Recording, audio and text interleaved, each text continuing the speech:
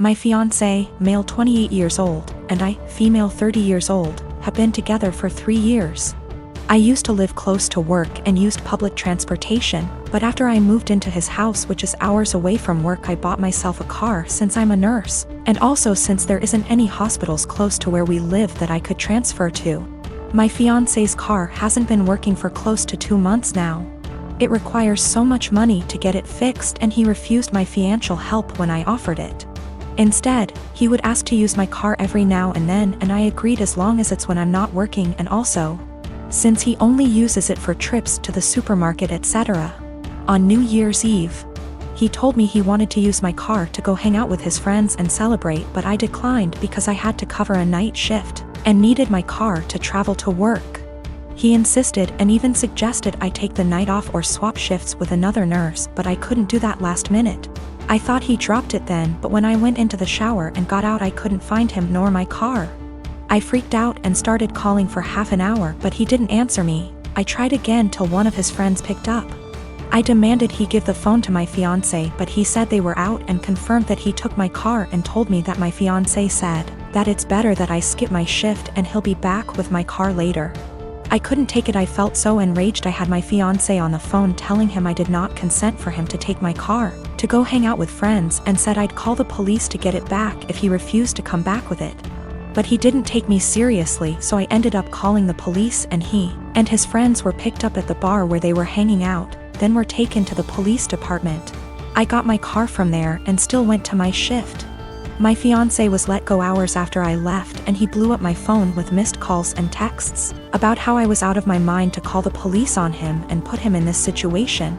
I did not respond, but when I got off work the next day, we got into an argument, and he said he couldn't believe I'd do this to him, but I told him he made me do this, to which he responded that I was petty and callous because not only did I ruin his New Year's celebration, but all his friends aren't speaking to him after I put them in this situation as well, and he then kept giving me silence about it.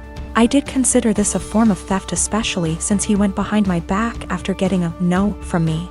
But he was shocked that I'd even imply that he was a thief and said what's yours is mine and vice versa, so I shouldn't be using the terms theft and stealing. I want to point out me and my brother have 2 different fathers. I lost my father last year to cancer. He left me 90% of his stuff, including his family home that was left to him by his dad. It's been in their family for over 100 years. My brother and my dad didn't have a relationship, but he did leave him $10,000. My mom was pissed at the will reading, but since she got $10,000 she couldn't do anything about it. For the past year, me and her live okay together. She went on acting like it was her house like before, which I had no problem with, till in May my brother and his girlfriend moved in without even asking me. They're messy, entitled, and rude. I told them in July I want them out by September because they don't pay for anything nor wash a dish. In August they announced they were pregnant, and my sil smugly said, "Guess we won't be moving out now." It didn't go down well, but when I told them I wanted them out, my mom and brother basically laughed in my face. Well, the past few months have been hell. They become worse than before, and my mom enables it, then demands me to treat my sil like a princess because she's pregnant. I once had to wait outside McDonald's till they opened to get her a McMuffin. Well, here where I may be the asshole. Because my sil is pregnant, she eats everything she sees, like the cupcakes my friend made me for my birthday. She ate all 6, didn't even get to try them. I can't even make my lunch the night before because when I go to get it, it will be gone. She'll have a smug look on her face while rubbing her belly, then laugh and say, "I couldn't help myself, blame the baby."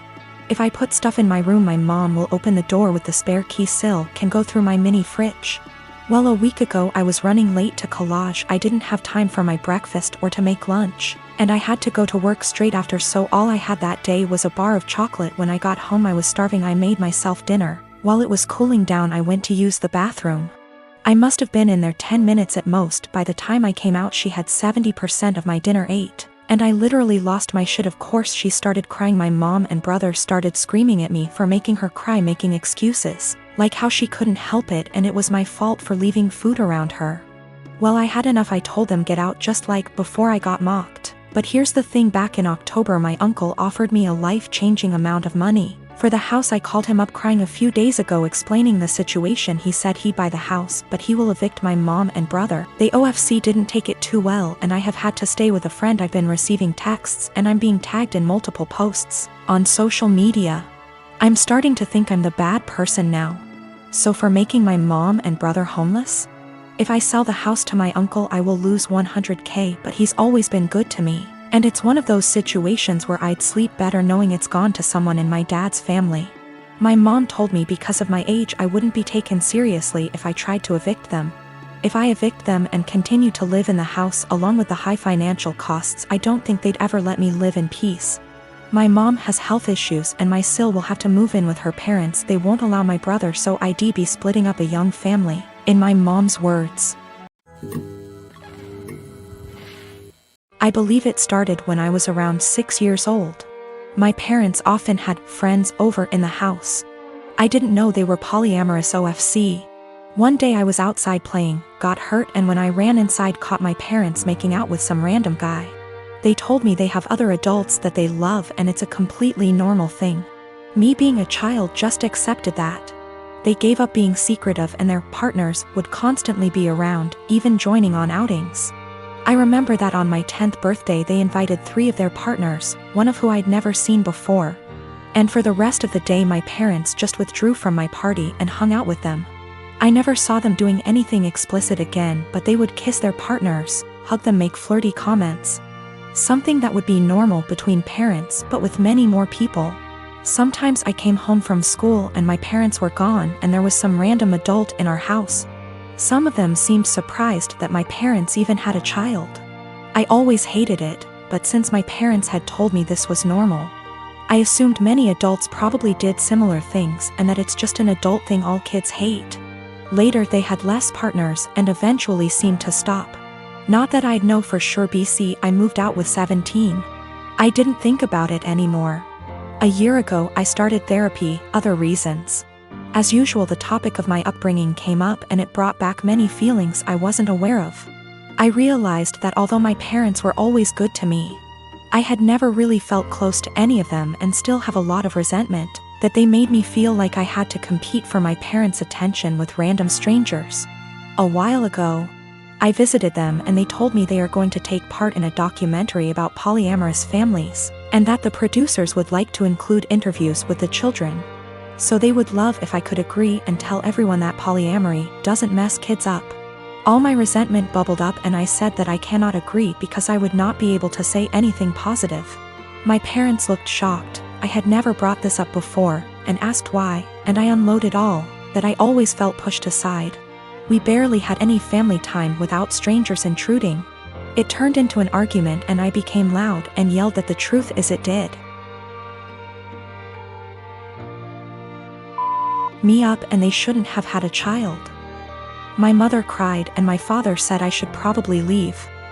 So I left and was shaken up for the rest of the week, but also felt regret because I've never made my mom cry before. Later my father sent me a message that was like, "We are sorry you feel that way.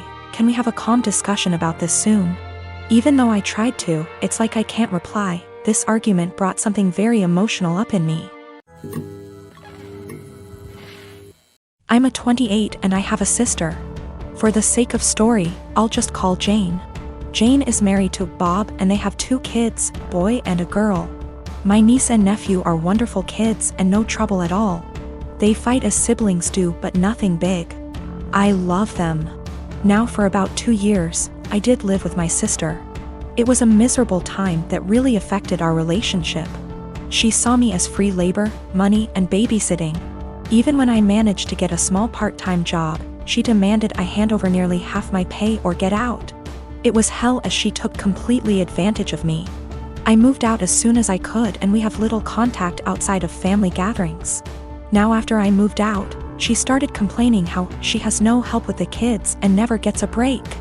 I babysit sometimes, but I have made it clear, just 'cause I am off work, doesn't mean I want an 8-hour day with my niece and nephew. Anyway, she started talking about how she wanted to foster a kid. Not a kid, but a teenager. I pressed her for more info on this. She wants to adopt a teenager so she has a live-in babysitter for her kids. This is her logic. I want a kid around 16 or 17, You know someone who may have been in the system for a while. They can share a room with your nephew. She only has a 3-bedroom house, or sleep in the garage. They can help me with housework, chores, cook, and help me with my business. She bakes and sells cookies, also babysit the kids so me and Bob can go out sometimes or have some alone time. They'll be so grateful for a home and won't complain. I won't have to pay them at all. And then when they turn 18, I can just sign up for another foster kid. A teenager will be so much easier than a little kid. They will be grateful just to have a roof, food, siblings if they have been separated from their real ones, and clothes. I was horrified. Told her it was a horrible idea. She didn't listen to me. She went on with it anyway. About a month ago, a social worker showed up at my apartment to ask me some questions about my sister. She had put me down as a character witness or something like that. I immediately told the social worker why my sister really wanted to foster a kid and how she treated me when I lived with her. The lady thanked me. My sister called crying, saying that she wouldn't be considered for any adoptions or fosters. The social worker told her that they felt her home and her weren't a good fit. She asked if I said anything, and I told the truth. She went off on me, hung up, and we haven't spoken since. She has sent some angry texts. A couple family members are on her side. They think foster kids are dogs or something and would be so happy just to have a roof and would gladly do all the housework. No child is in control of the circumstances that may have landed them in the foster care system. They are children and still human. They deserve a loving home and care. Do right by a foster kid.